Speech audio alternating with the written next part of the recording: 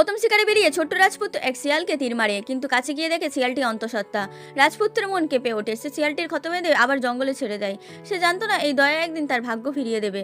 পাহাড় থেকে নামার সময় হঠাৎ একদল নেগড়ে তাদের ঘিরে ফেলে। মৃত্যু একদম সামনে। ঠিক তখনই শিয়ালটা পালিয়ে যায়। কিন্তু সেই দিন থেকেই রাজপুত্রের জীবনে একটার পর একটা অলৌকিক জয় আসতে থাকে। অল্প সময়ের মধ্যেই সে হয়ে ওঠে সম্রাট, কিন্তু একদিন রাজসভায় সে বিষাক্ত হয়ে পড়ে। সবচেয়ে বড় সন্দেহ পড়ে রান্নার দায়িত্ব থাকা সুমাস্টারের ওপর। সম্রাট আদেশ দেন 3 দিনের মধ্যেই তার শিরচ্ছেদ। ঠিক তখনই সুমাস্টার জানায় আগের সম্রাট গোপনে তার বৈদ্যকন্যার সঙ্গে সম্রাটের শিশুকালে বাগদান দিয়েছিলেন। প্রমাণ হিসেবে দেয় সম্রাটের সিল দেওয়া বিয়ের চিঠি। সত্য যাচাই করতে সম্রাট নিজেকে ভিক্ষুক সাজিয়ে সুপরিবারে যায়। ঠিক তখনই দেখে 2 মেয়ের জন্য সবার সামনে সুতোই বাঁধা বল ছোড়া হচ্ছে। বৈদ্যকন্যা ভিক্ষুককে তুচ্ছ করে সরাসরি বিচারমন্ত্রী ছেলের দিকে বল ছুড়ে দেয়। অপমান সহ্য করতে না পেরে সম্রাট রাগে বিয়ের চিঠি ছিঁড়ে ফেলে। কিন্তু সৎ মেয়েটি খেয়াল করে ছেঁড়া চিঠিতে রাজকীয় সিল রয়েছে। সে বুঝে যায় এই ভিক্ষুক সাধারণ কেউ নয়।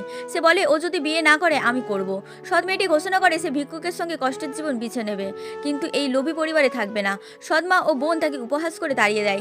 সম্রাট তাকে এক ভাঙা কুড়ে ঘরে নিয়ে যায়। এটাই আমার ঘর, এখনো চাইলে ফিরে যেতে পারো। মেয়েটি হাসে আর কোদাল তুলে নেয়। আমি আপনার সঙ্গে চাষ করব। সম্রাজ্যে মা এসে সম্রাটকে ওষুধ খেতে বলেন। মেয়েটি শোনা মাত্রই ওষুধ আনতে পাহাড়ে যেতে চায়। তার দয়া আর সততা সম্রাজ্যের মন গলে যায়।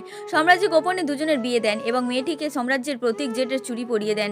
পরের দিন সম্রাট স্ত্রীর জন্য তার বাবা মাকে ক্ষমা করেন, কিন্তু লোভী বোন এসে ডিভোর্স চুক্তি দেয়। বিচারমন্ত্রীর ছেলেকে বিয়ে করে বাবাকে বাঁচাতে চায়। ঠিক তখনই খবর আসে আজ এর শিরচ্ছেদ। সবাই দৌড়ে যায়। বিচারমন্ত্রীর ছেলে নিজেকে খুব ক্ষমতাবান ভাবে, কিন্তু তার কথা কেউ শোনে না। ঠিক যখনই তলোয়ার নামে রাজকীয় ফরমান আসে, সুপিতাকে শুধু ক্ষমাই নয় আগের পদেও ফিরিয়ে দেওয়া হয়। তখনও লোভীরা বুঝতে পারে না আসল ক্ষমতা কার হাতে। শেষে লোভী পরিবার সাম্রাজ্যের চুরি ভেঙে ফেলে।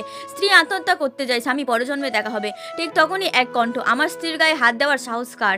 আর তখনই সবাই বুঝে যায় ভিক্ষুক নয়, এই মানুষটাই স্বয়ং সম্রাট।